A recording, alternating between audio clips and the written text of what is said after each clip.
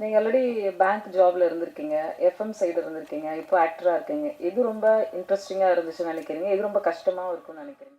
எல்லாமே ரொம்ப ரொம்ப ஹாப்பியாக தான் பண்ணேன். பட் த ஹாப்பியஸ்ட் ஃபீலிங் எனக்கு ஷூட் பண்ணுறது தான். ஐ திங்க் ஆக்டராக இருக்கிறது தான் வெரி வெரி ஹாப்பி. தாயில் ஒரு கதை கேட்குறதா இருக்கட்டும், இல்லைன்னா ஷூட்டிங் ஸ்பாட்டில் இருக்கிறதா இருக்கட்டும், I think I'm very happy being part of movies. ஏன் நீங்கள் நிறைய படங்கள் பண்ணுறதுல வந்து ஸ்கிரிப்ட் சூஸ் பண்ணி தான் பண்ணுறீங்களா, இல்லை வர்ற படங்களை நமக்கு எது செட் ஆகும்னு நினைக்கிறீங்களா? எதனால இவ்வளோ ரொம்ப கம்மியான படங்கள் பண்ணுறீங்க? இல்லை மேம், நான் ஒரு படம் தான் ஒரு டைமுக்கு ஒரு படம் தான் பண்ணுறேன். பட் நான் எதுவுமே அப்படி பெருசாக செலக்ட் பண்ணல. அது ஐ பீன் வெரி ஃபார்ச்சுனேட். நிறைய நல்ல டிரெக்டர்ஸ் என்ன செலக்ட் பண்ணியிருக்காங்க. ஸோ அவங்களோட படங்கள் இப்படி பண்ணி முடிச்சுட்டு வந்துட்டு இருக்கேன். பட் இருக்கு, ஐ திங்க் லாஸ்ட் இயர் ஃபுல்லாக ஷூட் மட்டும் தான் பண்ணிட்டு இருந்தேன்.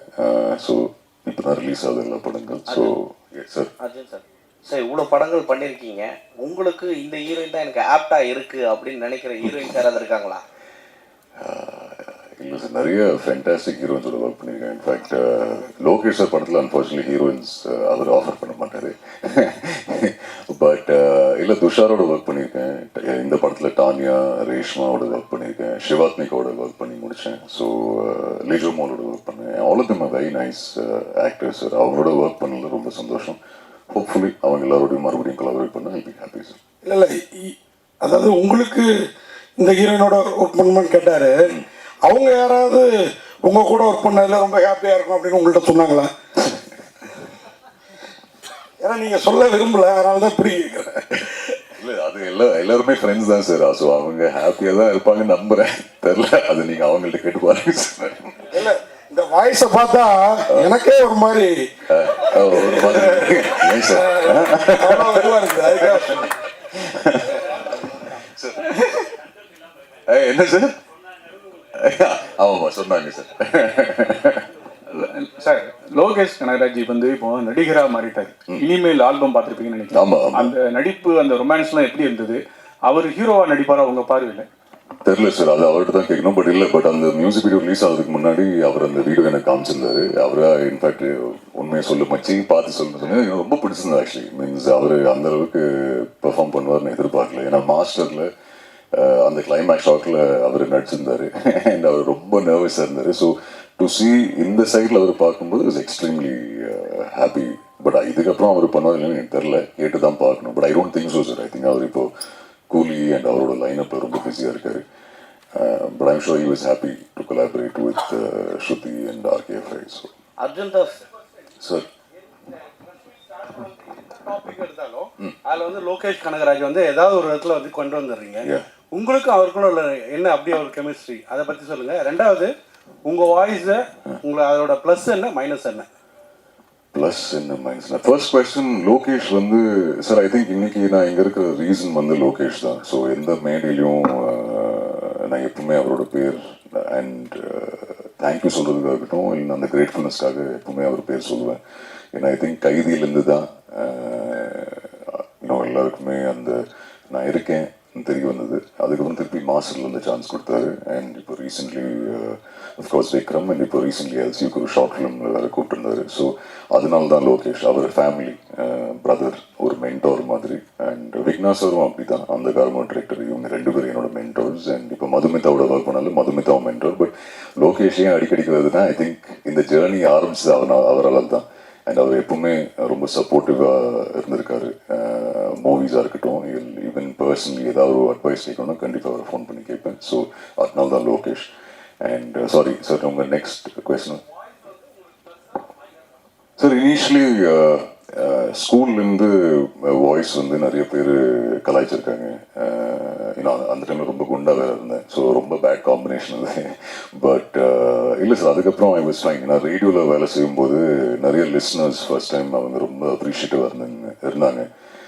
ஸோ அங்கேருந்து தேர் வாஸ் அ கான்ஃபிடென்ஸிங், ஓகே சில பேருக்கு இந்த வாய்ஸ் பிடிக்கணும்னு சொல்லி. அண்ட் இப்போ I think the audience and certain people from the press also அவங்க அப்ரிஷியேட்டிவாக இருந்திருக்காங்க வாய்ஸ் பற்றி. நான் ஒரு பிளெஸிங்காக தான் சார் பார்க்குறேன். I think it's a blessing. I am hoping people continue to like the voice and a little bit of performance. அதுல ஆக்சுவலாக இந்த வாய்ஸை வச்சாவே எங்களுக்கு ஃபுல்லாகவே இந்த கைதியில் வர அந்த போதை, அதுக்கப்புறம் மாஸ்டர், இந்த மாதிரி தான் வருது. உங்கள் வாய்ஸை வச்சு தான் அது அந்த சூஸிங் பண்ணுறாங்களா கேரக்டர் வைஸ் உங்களை, இல்லை உங்களை இவர் தான் கரெக்டாக இருக்கும், ஆப்டாக இருக்கும் இந்த மாதிரி சீன்ஸுக்குலாம்? ஏன்னா உங்களை பின்தொடர்ந்து நிறைய பேர் இருக்காங்க, இப்போ நிறைய ஜென்ரேஷன் லேடிஸ்லாம் கூட வர ஆரம்பிச்சிட்டாங்க. ஸோ அப்படி இருக்கும்போது உங்கள் படங்கள் வந்து இப்போ கொஞ்சம் நிறைய வந்து போதை கலாச்சாரம்லாம் கொஞ்சம் கம்மி பண்ணிக்கலாம்ல சார்? இல்லை சார், இப்போ ரசவாதியில் சுத்தமாக அந்த மாதிரி எதுவும் இல்லை. சாரி, அநீதியிலையும் அந்த மாதிரி எதுவுமே இல்லை. விஷால் வெங்கட் படத்துலையும் அந்த மாதிரி எதுவும் இல்லை. ஐ திங்க் நீங்கள் சொல்கிற படங்கள் வந்து it was part of even போர்லியும். இன்ஃபேக்ட் எனக்கு பர்சனலாக அந்த மாதிரி எதுவுமே இல்லை. நான் அந்த காலேஜில் ஒரு பார்ட்டாக இருந்தேன். பட் இல்லை சார், வாய்ஸ்க்காக செலக்ட் பண்ணாலும் இல்லைன்னு எனக்கு தெரில. ஏன்னா இப்போ லோனர்ஸ் நீங்கள் எடுத்திங்கன்னா அது ஒரு வாய்ஸ் பேஸ்ட் கேரக்டர் இல்லை, அது ஒரு ரொம்ப வல்னரபிளான கேரக்டர். பட் ஐம் கிரேட்ஃபுல் ஹலிதர், ஏன்னா அந்த மாதிரி ரோல் கொடுத்தாங்க. விஷால் வெங்கடோட படம் ரொம்ப டிஃப்ரெண்டான படமாக இருக்கும். ஈவன் ரசவாதி நீங்கள் பார்த்ததுக்கப்புறம் சொல்லுங்கள், அதில் அது அப்படிலாம் எதுவுமே இல்லை. லவ் ஸ்டோரி, லவ் இருக்குது, நிறைய இமோஷன்ஸ் இருக்கும் அந்த படத்தில். சார், ஒரு டைரக்டர் சாந்தகுமாரே ஒரு மாதிரி ஒரு ரசவாதி தான். அவரை எப்படி சமாளிச்சிங்க? எப்படி அவர் டைரக்ஷன் நடிச்சிங்க? சார், இன்ஃபேக்ட் அவர் ரொம்ப ஒரு இன்ட்ரோவர்டட் பர்சன். அவரை நான் சமாளிக்கல. பட் ஐ வாஸ் ரொம்ப ஹாப்பி சார் அவரோட ஒர்க் பண்ண அந்த ஆப்பர்ச்சுனிட்டி. மௌனகுரு அண்ட் மகமுனி ரொம்ப பிடிச்ச 2 படங்கள்.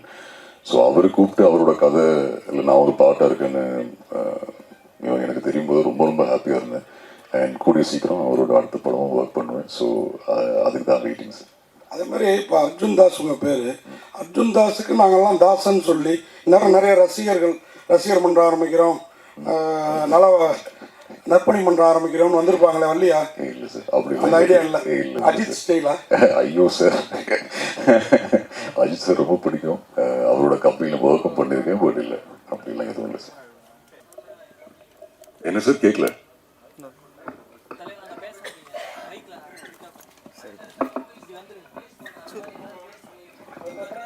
என்ன ஃபேஸ் பண்ணிருக்கேன் சார்? புரியல.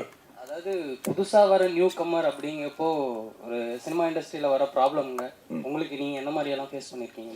இல்லை சார், நிறைய ரிஜெக்ஷன்ஸ். ஐ திங்க் எல்லாருக்குமே அப்படி தான். நிறைய ரிஜெக்ஷன்ஸ், வாய்ஸ் நிறைய பேர் நெகட்டிவ்னு சொல்லியிருக்காங்க. இது நிறைய இன்டர்வியூஸ் சொல்லியிருக்கேன். பட் ஐ திங்க் எல்லாமே ஒரு லேர்னிங் தானே சார். ஐ திங்க் இனிஷியலி நிறைய பேர் வாய்ஸ் பற்றி மட்டும்தான் பேசினாங்க. But I think movie after movie, அது ஹலிதோட லோனர்ஸ்லேருந்து அநீதியிலேருந்து கொஞ்சம் பெர்ஃபார்மன்ஸ் பார்க்க ஆரம்பிச்சிட்டாங்க.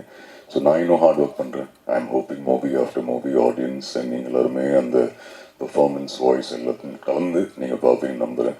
பட் இல்லை sir, it's all part of a beautiful journey. I think எந்த ரிக்ரெட்டும் இல்லை. Every day's a learning. எல்லா படங்களிலும் நிறைய டைரக்டர்ஸ், நிறைய டெக்னீஷியன் ஒரு லேர்னிங் தான். So no regret sir. Arjun sir பக்கா வில்லன் ரோல்ல அவங்கள பார்த்துட்டு இருக்கோம். ஸோ எப்போ ரொமான்டிக் ரோல்ல? மேம் இதில் இருக்கு மேம். ரசவாதியில், சாரி இதுன்னு சொல்லிட்டேன், ரசவாதியில் இருக்கும், ரொமான்ஸ் இருக்கு. ஸோ அநீதியில் கொஞ்சம் ரொமான்ஸ் இருந்தது, ரசவாதியில் நிறைய ரொமான்ஸ் இருக்கும். ப்ளீஸ் நீங்கள் படம் ரிலீஸ் ஆனதுக்கப்புறம் பார்த்து சொல்லுங்கள் ரொமான்ஸ் ஓகே இல்லையான்னு. சாந்தகுமார் சார் ஓகே சொல்லிட்டாரு, தெரியல, நீங்கள் தான் பார்த்து சொல்லலாம். சார், அர்ஜுன் நிறைய பேருக்கு வந்து ஏர்லி ஸ்டேஜ் ஆஃப் கரியரில் வந்து பெரிய பெரிய டேரக்டர்ஸ்ட்டை ஒர்க் பண்ணுற சான்ஸ் கிடைக்கிறது ரொம்ப கஷ்டம்.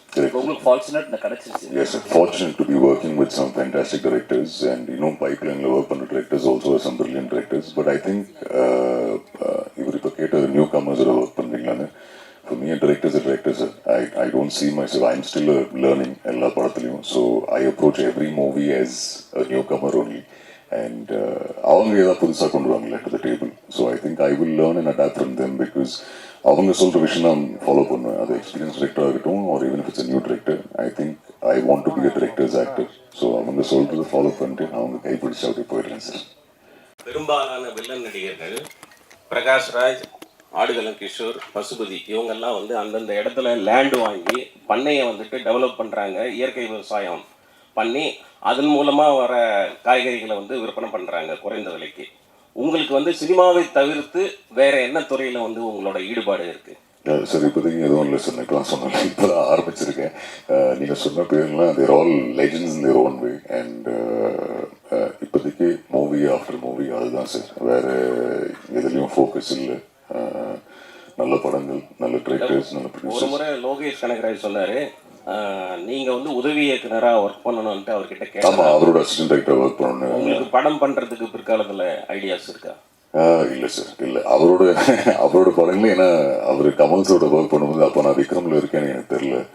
ஸோ கமல் சார் மானிட்டரில் பார்க்கணும், ஈஸியஸ்ட் ஆப்ஷன் அசிஸ்டன்ட் ரைட்டரை வேலை பார்க்குறது தான். அண்ட் அந்த வேலை பண்ணுறதுக்கு நான் ரெடியாக இருந்தேன். ப்ளஸ் லோகேஷ் சார் அவர் ஃபேமிலி தானே, ஸோ அவர் படத்தில் ஒர்க் பண்ணலான்னு அவர்கிட்ட கேட்டேன். சார் அசிஸ்டன்ட் ரைட்டர் நான் வந்துடுறேன். பட் தேங்க்ஃபுல்லி அவர் எனக்கு ஒரு ஷார்ட் வச்சார் வைக்கிறவங்கள. ஸோ அது எனக்கு சந்தோஷம். பட் நான் இது சொல்லியிருக்கேன் நிறைய இன்டர்வியூஸில். அவர் கூப்பிட்டுருந்தார் ஒரு நாளைக்கு ஃபிலிம் சிட்டியில் ஷூட் பண்ணும்போது கமல் சார் பெர்ஃபார்ம் பண்ணுறது மானிட்டரில் பார்த்தேன். I think that is one of the best feelings sir. Sir உங்கள் படத்தில் கைதி, மாஸ்டர், அந்த அநீதி, போர்னு ஒரு படம் வந்துச்சு. எல்லாமே வைலன்ஸ் அதிகமாக இருக்குது. அந்த படத்தில் தேர்வு செய்ய நடிக்கிறதுக்கான காரணம் என்ன சார்? இல்லை சார், இன்ஃபேக்ட் அது வயலன்ஸ் சூஸ் பண்ணி நான் படங்கள் நான் பண்ணல.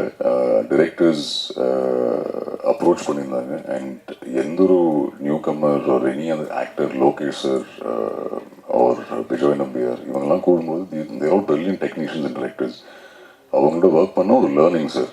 பட் அகெயின் போரில் வயலன்ஸ் அவ்வளோ இல்லை. நான் தான் காம் கேரக்டர், அதில் பிரபுவோட கேரக்டர். கைதியிலையும் ஆக்சுவலி அவ்வளோ வயலன்ஸ் இல்லை சார். அவன் அண்ணனை சேவ் பண்ண பார்க்குறான். ஒரு லைக்கபிள் நெகட்டிவ் ஷேட் உண்டான அன்பு கேரக்டர். பட் அநீதி அஃப்கோர்ஸ் இருந்தது. பட் அகெயின் ஒரு நேஷனல் அவார்டு வின்னிங் டைரக்டரோட ஒர்க் பண்ண அந்த வாய்ப்பு. ஸோ யாருமே நோ சொல்ல மாட்டாங்க. பட் தொடர்ந்து வர படங்களில் நீங்கள் அவ்வளோ வயலன்ஸ் பார்க்க மாட்டீங்கன்னு நம்புகிறேன். பட் சப்போஸ் வந்ததுன்னா கண்டிப்பாக எடுத்து பண்ணுவேன் சார். தேங்க்யூ. அர்ஜுன் சார், ரகுவரனுடைய வாய்ஸை வந்து உங்கள் வாய்ஸ் கூட நிறைய கம்பேர் பண்ணுவாங்க. சப்போஸ் ரகுவரன் சாருடைய படங்களை ஏதாவது ரீமேக் பண்ணதா இருந்தால் எந்த படத்தில் நீங்கள் ரீமேக் பண்ணி மாட்டவே மாட்டேன் சார். அந்த கம்பேரிசன் ஏன் பண்ணானே தெரியல. அது கேட்டு வெரி கிரேட்ஃபுல்னு சொல்லி அப்படியே போயிடுவேன் sir. Raghuvaran sir is a legend. அவரோட எந்த ரோலும் சரி எந்த படமும் I will not be willing to remake.